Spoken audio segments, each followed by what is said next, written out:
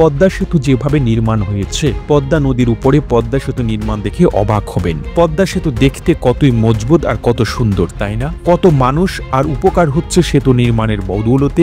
এদিককার কয়েকটি অঞ্চলের মানুষের ভাগ্য রেখায় যেন বদলে গেছে তাদের জীবনযাত্রার মান ও অর্থনৈতিক অবস্থা। কিন্তু একবারও কেউ কি ভেবে দেখেছেন পদ্মা নদীর মতো এত গভীর, এত প্রশস্ত নদীতে বিশাল আকারের এক মজবুত সেতুটি কিভাবে বানানো হয়েছে, যেটা কিনা পদ্মা সেতু নির্মাণের দায়িত্বে থাকা প্রকৌশলী তার সাক্ষাৎকারে বলেছেন। পদ্মা নদীর পানি থেকে তলদেশ কত নিচে জানেন? 40 মিটার।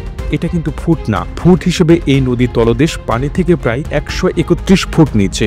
সাধারণত 10 ফুট করে বিল্ডিং এর একতলার উচ্চতা হয়, সেই হিসেবে তলদেশ থেকে পানি পৃষ্ঠের উচ্চতা হলো 13 তলা বিল্ডিং এর সমান। পানির নিচে এই 13 তলা ভবন শুধু নির্মাণ করে রাখলেই হবে? এগুলো কি স্রোতে টানে ভেসে যাবে না?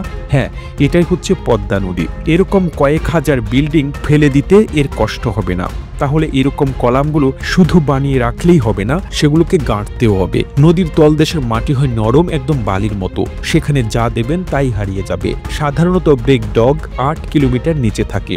অন্যান্য দেশের নদীর তলদেশে ব্রেক ডগ অল্প তলদেশেই পাওয়া যায়, কিন্তু আমাদের কপাল এতই খারাপ যে পদ্মায় ব্রেক ডগ অনেক গভীরে। পদ্মা নদীর ব্রিজের পাইল কতটুকু দিতে হবে?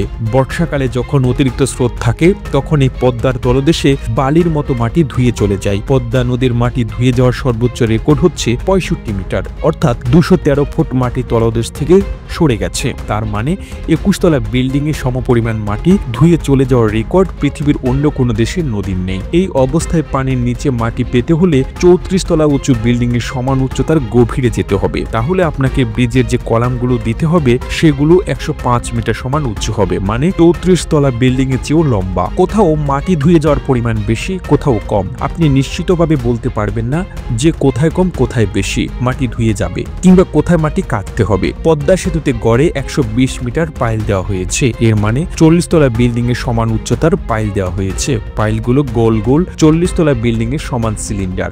সিলিন্ডারের ব্যাস হলো 3 মিটার, মানে প্রায় আপনার বিল্ডিং এর ফ্লোর থেকে ছাদ পর্যন্ত। এই পাইলগুলো তুলে নেওয়ার জন্য জার্মান থেকে আনা হয়েছে অত্যাধুনিক হ্যামার। এই পাইলগুলো পুরোটাই ফাঁপা, পানির নিচে দেওয়ার পর বালু দিয়ে ভরাট হয়ে যায় পুরোটা পাইল। 100 বছরে মাত্র 10 মিটার ক্ষয় হতে পারে। এই কাজ এত সহজ? পদ্মা সেতু নিয়ে অনেকে অনেক ট্রোল করেছে। পদ্মা আমাদের স্বপ্ন এবং আমাদের সাধনার নাম। সবকিছু মিলিয়ে 21 শতকের ইঞ্জিনিয়ারিং এর একটা বিশেষ চ্যালেঞ্জ ছিল এই পদ্মা সেতু বাস্তবে রূপ দেওয়া। এই সেতু নির্মাণের ফলে বাংলাদেশের আর্থ সামাজিক অবস্থার উন্নতি হবে, এছাড়াও বাইরের দেশগুলোর সাথে রাজনৈতিক যোগাযোগ আরো সমৃদ্ধ হবে। প্রতিবেদনটি তৈরিতে তথ্য ও উপাত্তের সাহায্য নেওয়া হয়েছে আশরাফ সিরিজ নামক ফেসবুক পেজ থেকে।